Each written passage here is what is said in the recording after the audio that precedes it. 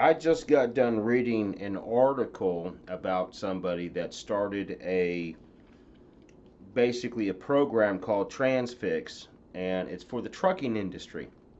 And what it does is it helps people connect loads in between jobs. So if they're somewhere, say in Illinois and they want to come back to say, Texas or whatever, they're not coming back this way empty, and everybody can benefit from the process of being loaded, and benefit from a customer standpoint and the trucking standpoint, which I don't recommend going into trucking. Trust me, don't.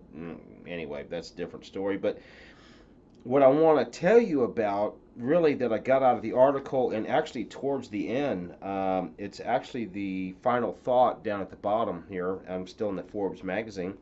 Modern technology has become the defining force of a new social order in which efficiency is no longer an option but a necessity imposed on all human activity. Okay? This goes back to that 30-day cycle. Okay?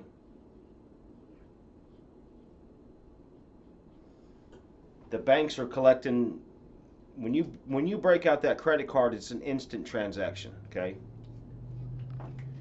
Computers think at lightning speeds. Us humans, we can't keep up with the way we're slow. Human beings are so slow, it's not even funny, okay? With robots and automation and stuff like that, there's going to be things that are going to happen in the world that are going to be so different than the very first mechanical or industrial revolution that happened a while back, a long time ago. Okay. And so basically, what this statement says here is, I pointed this out for a reason: efficiency. And the reason why is efficiency is the only way, and always has been, the way you can make money. If you're not efficient because things are so tight, because you got so many costs involved with doing business, everybody's got, you got to pay the programmer, you've got to pay the person that made the steel for the building or the shelves and stuff like that. You got to pay the realtor, you've got to pay the tech companies, you've got to pay taxes.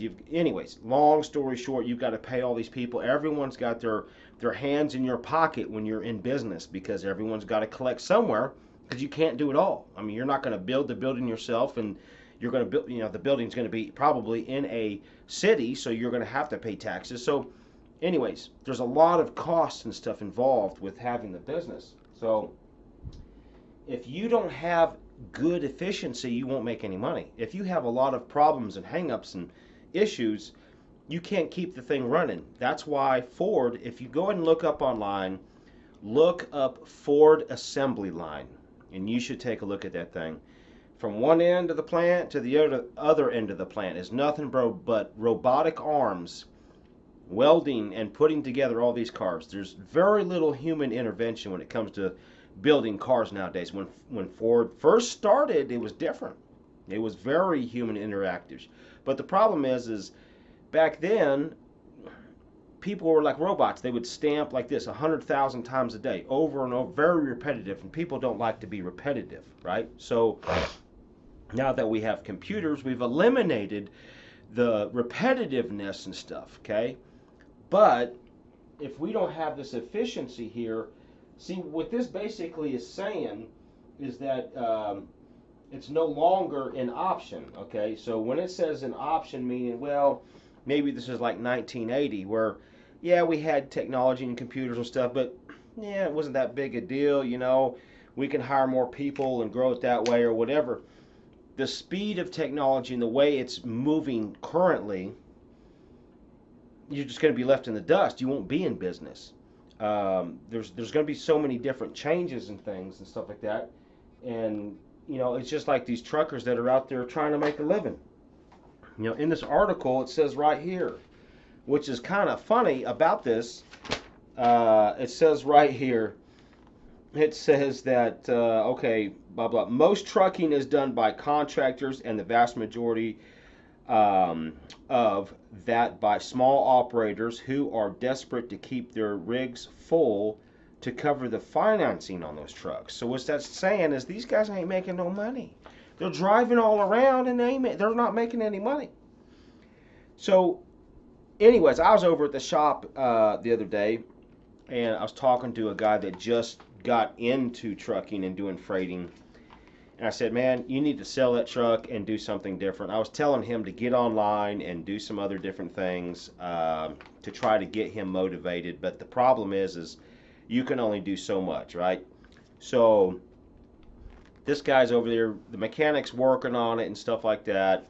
And the problem is there's just, he's not making no money. He's been doing it for 3 years, and it's costing him more money to keep that thing on the road than he's going to make money. I said, the only way you're going to be able to grow that is you're going to have to get more trucks, then you're going to have to get drivers, and there's already bigger companies out there doing it. So you're pretty much in the trucking industry. It's not something good to go into. There's too many people doing it. The market is flooded.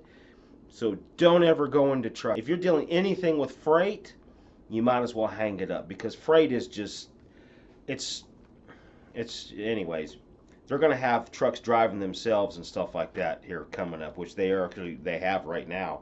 But when I seen that at the bottom, I had to share that with you guys, because the thing is it's a necessity. Okay, when we mean a necessity, that means that we have got to be able to perform like almost a computer.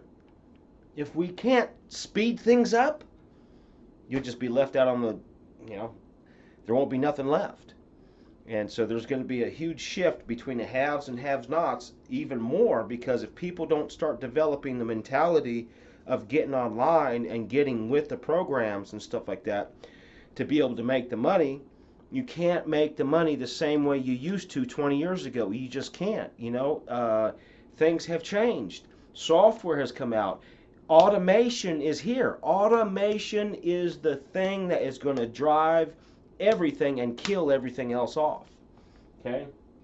So that's why you need to get online and get busy, so that way you don't have to worry about this as much, because this is for brick and mortar stuff, because people are always coming up with new programs and new stuff to take people out of the workforce. Because if you can automate something, see, me as a business owner, guess what I want to do? I want to be able to do something over and over and over as fast as we possibly can, because I'm competing with the banks. I'm competing on the 30-day cycle over and over and over. If this was an 80-day cycle or a 90-day cycle, it'd be different, right? The bills are due every 90 days instead of every 30. Boy, wouldn't things be a lot more smoother? But unfortunately, your cell phone bill's due, your water bill, your heating bill, your car payment, your mortgage bill, I don't care, your loan payment for your business. Everything's 30 days. Every single thing's 30 days. So unfortunately, if you can't get rolling fast enough, we all want to be as efficient as possible, so that way we can, ka-ching, ka-ching, because we got bills coming in, we got employees to pay, we got things, all these expenses and stuff as a business owner. So we got to keep things going and going as fast as we can. We can't have a whole lot of mistakes, because it's very expensive to stay in business and to operate a business and run. So if we don't have that efficiency, we might as well just go ahead and cancel it and be done with it, right? So, but there's an alternative to all this, and it's called the internet. And you need to get online, so that way you can see for yourself that you don't have to worry about the dang complexity of a brick and mortar business, because this software is designed for truckers. Eventually truckers will be replaced, maybe not all of them, but just basic routes and easy stuff, those will be the first things to be eliminated. And then as technology develops more, the more intricate jobs and stuff like that where trucks need to go in and out of and stuff like that, those will be replaced. And then the only people that will be driving trucks 20 years from now is going to be people that are really good and technical, or there's a very technical situation where, there's probably too much fault on the computer side yet. Now, you give it 50 years, and there probably won't be anyone behind the wheel, and they're probably not even, who knows if there's even be trucks around, who knows, okay? But anyways, so I figured this, you need to read that one more time so that way you understand and know what the situation is, okay? This is just one of 100 different ones that I'll probably end up showing you out there. This stuff is real. This is not a lot of a lot of people are just, they're blinded on this. They don't see what's going on. They don't see the changes and stuff. They don't see the technology coming in and doing these things. So the people that are not taking advantage of this are going to be left out in the cold, if you know what I'm saying.